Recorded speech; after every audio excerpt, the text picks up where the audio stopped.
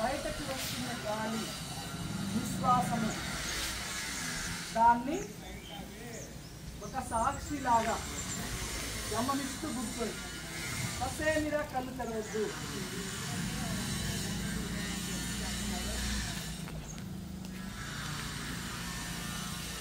ధ్యానం నిర్విషయం మనగా, మనసులో ఏ ఆలోచనలు లేవు. ఆలోచన వచ్చినప్పుడల్లా శ్వాస మీద ధ్యాస.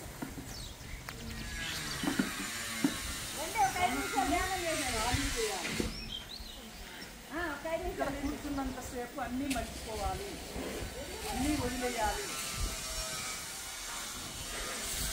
మీ కుటుంబాన్ని మర్చిపోండి, మీ ఆటలు మర్చిపోండి, వాతావరణాన్ని మర్చిపోండి. శ్వాస మీరు అంతే. శ్వాస అనే సినిమాను చూస్తూ కూర్చోండి. శ్వాసను గమనించండి. ఏ నామము లేదు, ఏ మంత్రము లేదు, ఏ దేవతా రూపాన్ని ఊహించుకోవాల్సిన అవసరం లేదు. సహజమైన శ్వాసను